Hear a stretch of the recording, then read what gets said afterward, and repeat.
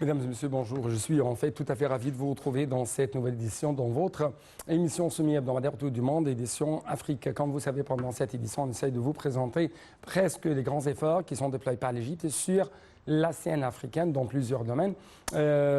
Partons par le domaine politique, passons par le domaine économique jusqu'au domaine des échanges culturels ou même jusqu'au domaine du tourisme. Donc justement, dans cette nouvelle édition, nous allons commencer tout de suite par cette relation de plus en plus étroite et de plus en plus stratégique entre l'Égypte et la Somalie. Récemment, le ministre égyptien des Affaires étrangères, Sameh Shoukry, a souligné l'importance que l'Égypte attache à la sécurité et à la stabilité de la Somalie, en particulier à la lumière de son emplacement stratégique surplombant l'entrée de la mer Rouge et du golfe d'Aden. Les explications tout de suite. Le ministre des Affaires étrangères, Sameh Shoukry, a souligné l'importance que l'Égypte attache à la sécurité et à la stabilité de la Somalie, en particulier à la lumière de son emplacement stratégique surplombant l'entrée de la mer Rouge et du golfe d'Aden, ce qui confirme que la stabilité et la sécurité de la Somalie et le soutien de sa capacité à affronter les organisations terroristes font partie intégrante de la sécurité nationale égyptienne.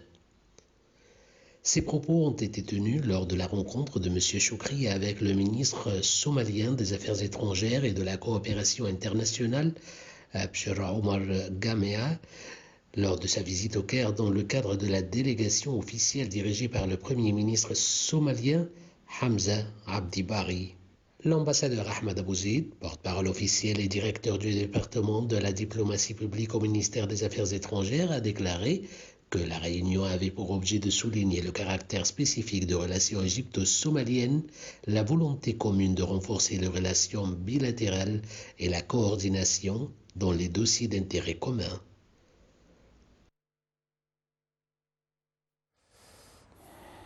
D'autre part, le ministre de l'Eau et de l'Irrigation, Hani Souilem, s'est entretenu avec le chargé d'affaires de l'ambassade américaine au Caire, M. Daniel Robinstein. Les deux responsables ont discuté des domaines de coopération entre les deux pays dans le domaine de l'eau et de la formation des cadres du secteur hydrique égyptien. Les explications avec chez Boussela. Le ministre de l'Eau et de l'Irrigation, Hani Souilem, s'est entretenu avec le chargé d'affaires de l'ambassade américaine au Caire, Daniel Robinstein.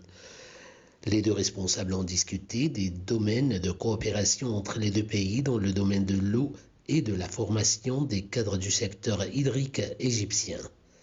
M. Souilem a passé en revue les efforts déployés par l'Égypte et ses partenaires internationaux pour intégrer les questions hydriques au dossier climatique mondial. Le Caire, a-t-il dit, a également réussi à intégrer les pertes et dommages à l'agenda climatique mondial et lancé avec ses partenaires internationaux l'initiative mondiale de l'adaptation dans le secteur de l'eau lors de la COP27 qui constituera un point de départ pour les mesures et les projets d'adaptation. Le ministre a affirmé la disposition de l'Égypte de devenir un centre africain de formation des cadres dans le domaine de l'adaptation au changement climatique dans le cadre de la dite initiative, ajoutant que le pays offrait bel et bien sa grande expérience dans le secteur de la gestion de l'eau à ses confrères africains dans le cadre de la coopération Sud-Sud. Donc, de plus en plus, on trouve qu'il y a une reconnaissance internationale concernant les acquis qui ont été réalisés durant la COP 27 qui s'est tenue ici en Égypte avec plusieurs précisions à Sharm el-Sheikh. Arrivant ainsi, chers téléspectateurs, à un autre sujet à discuter dans les prochaines minutes. Il s'agit de la vision de l'Égypte, de la réaction plutôt de l'Égypte vis-à-vis de ce qui s'est passé sur la scène politique du Soudan. Avec plus de précision, on trouve que le démarrage de la deuxième étape finale du processus politique au Soudan est considéré comme un développement important et positif selon les déclarations, selon les mêmes affirmations faites par le ministère égyptien des Affaires étrangères dans un communiqué lancé récemment, toujours commentant ou concernant ce long processus politique au sein du Soudan. Donc, dans quelques instants, nous devons vous présenter un reportage de Chérif Boussela qui va vous donner plus d'explications concernant quand même les appels lancés par l'Égypte afin que les frères soudanais, le peuple soudanais jouissent de l'aide, jouissent de soutien financier de la part de la communauté internationale, de la part des partenaires économiques. Et en fait, après ce reportage, nous allons bien sûr vous présenter une analyse concernant ce sujet. Donc, nous devons actuellement vous proposer ce reportage de Chérif Boussela. Le démarrage de la deuxième étape finale du processus politique au Soudan est considéré comme un développement important et positif. C'est ce qu'a affirmé le ministère égyptien des Affaires étrangères dans un communiqué. L'Égypte s'est dite confiante dans la capacité des parties soudanaises à parvenir à un accord politique définitif et global qui mette fin à la transition et réponde aux ambitions du peuple soudanais.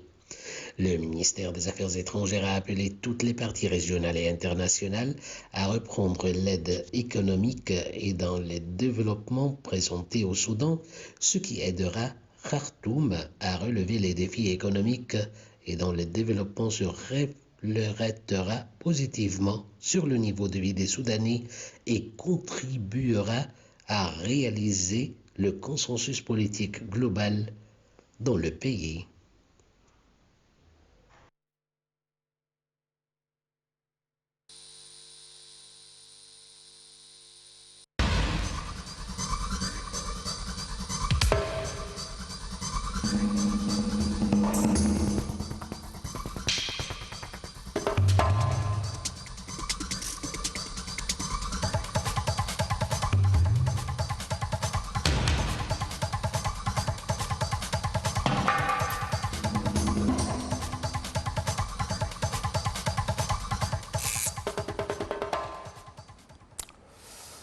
Donc, actuellement, nous devons bien sûr vous proposer les différentes dimensions de ce long processus politique concernant le Soudan. Justement, pour vous présenter plus d'analyses, nous avons actuellement en ligne de l'antenne internationale M.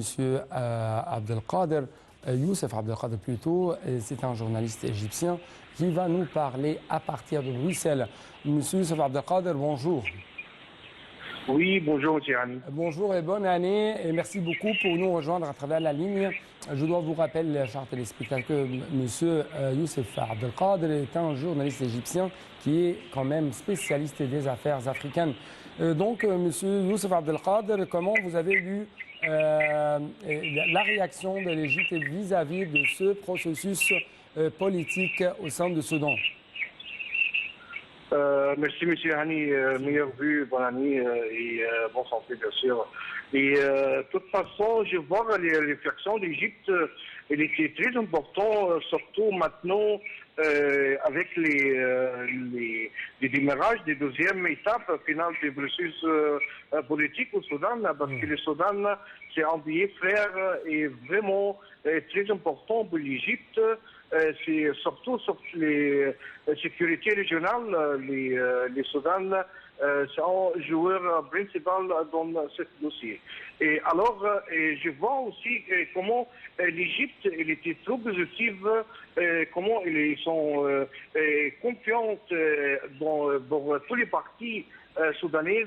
Et ça, ça montre que vraiment les politiques égyptiens, c'est très important pour lui que les stabilités des politiques frères, ou bien notre frère bien sûr soudanais, parce que cette cette démarrage, ça va venir finalement de voir un accord entre les frères soudanaises pour savoir comment il va développer.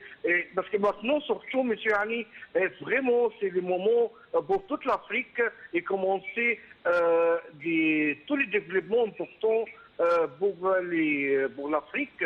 Et c'est bien ça aussi pour le Soudan, parce que le Soudan, dernièrement, ils sont beaucoup souffrir, surtout les peuples soudanaises.